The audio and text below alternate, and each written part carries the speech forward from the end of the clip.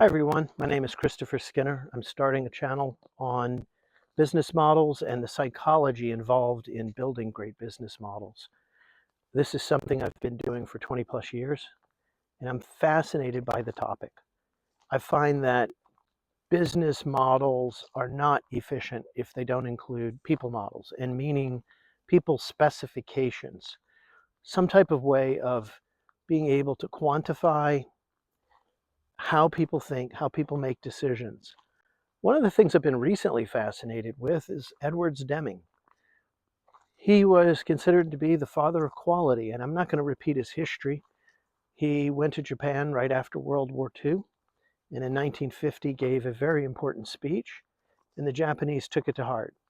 And while other countries did not quite follow the same rules, Japan went from pretty much a last place industrial power to second in the world. And it went pretty quick, and it displaced a lot of old models. Later on in Deming's career, he incorporated this concept of psychology as one of the key parts of running a business. And I think he was right on, because now his system was, back in the day, surveys. I'm not a big survey person, although there's definitely a place and use for those type of things if done right. If not done right, it creates more bias than you can shake a stick at. But in his case, he was able to figure out how to build a much better quality company, or products in that regard, uh, by focusing on psychology and how leadership manages the team. One of the things that he talked about was the safety of an organization. Now, he's doing this long before most of us were born, and he's doing this with tools which are pen and paper. But he pulled it off. He pulled it off really well for an entire country, which has named a prize in his honor, the Deming Prize. And also later on in his life, Ford Motor Company. And if anybody's old enough to remember their marketing quality as job one, they turned around a company that was losing billions to a company that was making billions. And it was done by this philosophy of quality throughout the entire system, that the system is responsible for achieving this, but leadership is ultimately where it presides.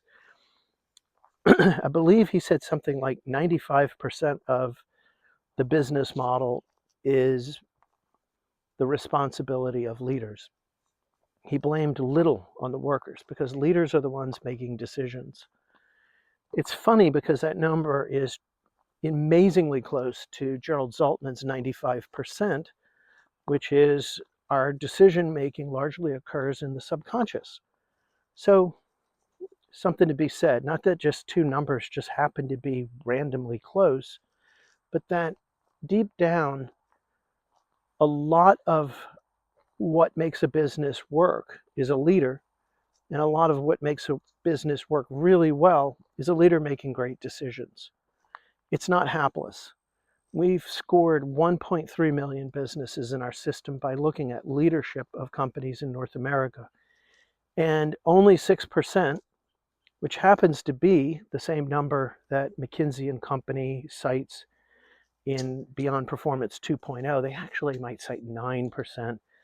But in speaking to a few people, split the difference. 6%, 9% of businesses in North America are in good shape because of the leadership incorporating mindset, incorporating how decisions are made, not just what they are, not just the capital outlay, but it's the thousands and thousands of decisions that occur on a daily basis is what makes a successful business. And when we look out the next 10 years, and honestly, I think every decade kind of suffers from the same metrics, but 60% plus are going to fail. And you think about this loss of capital, the human life toll on people because of this high tolerance, this high failure rate. Why is it so tolerated? And that's tragic. I think that is a really difficult thing for me to absorb. I don't understand why people tolerate it. I don't understand why people think that it's all up to what's on a balance sheet, what's on a spreadsheet.